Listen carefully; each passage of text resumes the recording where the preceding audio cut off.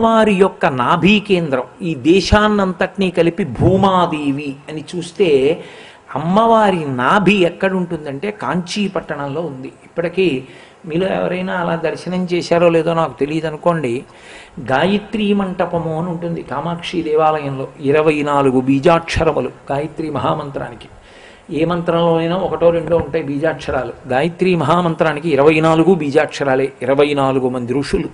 అందుకే గాయత్రి ఒక్కటి చేస్తే చాలు సంధ్యావందనం చేసుకొని అన్నీ చేసేసినట్టే, అంత గొప్పది గాయత్రి. కాబట్టి అటువంటి గాయత్రి మహామంత్రం అత్యుత్కృష్టము. ఆ కామాక్షి మంటపంలో 24 బీజాక్షరాలు 24 స్తంభాలుగా వెలిసి ఉంటాయి. అదే గాయత్రి మహామంటపం. ఆ గాయత్రి మహామంటపంలోనే కామాక్షి పరదేవత కూర్చుని ఉంటుంది.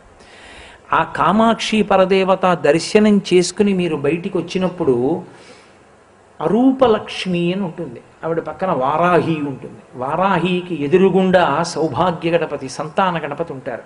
ఆ పక్కన ఒక స్తంభం ఉంటుంది. అర్చకుల అనుమతి లేకుండా పెట్టకూడదు. అర్చకుల అనుమతితోటే, దానికి తగిన శౌచం ఉంటేనే దానికి అనుమతింపబడతారు.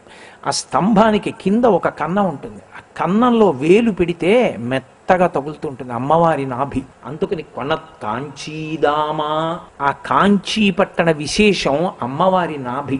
లోపల పిల్లవాడు ఉన్నంతసేపు అమ్మ పోషిస్తుంది. ఆ నాభి గొట్టం ద్వారానే పోషింపబడతాడు. బయటికి వచ్చిన తర్వాత బొడ్డు కోసేస్తారు. నాభీబంధం తెగిపోతుంది, కానీ హృదయ బంధం తెగదు. మా అమ్మ కొడుకు అలా ఉండిపోతుంది.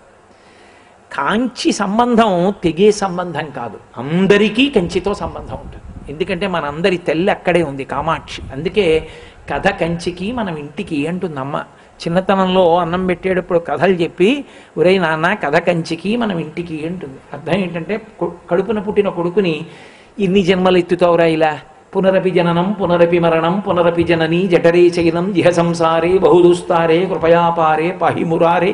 ఎన్నాళ్ళు ఇలా జన్మలెత్తడం, ఈసారి నీ కథ కంచికి వెళ్ళిపోవాలి అంటే నువ్వు కాంచి కామాక్షిని చేరిపోవాలి అనడానికి అలా తల్లి అనలేదు కనుక నువ్వు 10 కాలాలు ఉండాలంటుంది. కాబట్టి నీ అన్న శబ్దాన్ని విడిచిపెట్టి కథ కంచికి మనం ఇంటికి అంటుంది. రా ఇంటికి వెళ్ళిపోదాం అని కామాక్షి కథతో మొదలు పెట్టాలి అని.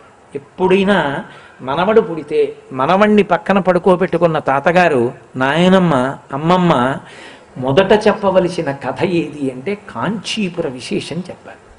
దక్షిణ భారతదేశంలో ఉన్న ఏకైక మోక్షపురి అయోధ్య, మధురా, మాయా, కాశీ, కాంచీ, అవంతిక, పురీ, ద్వారవతీ చైవ సప్తైతే మోక్షదాయక.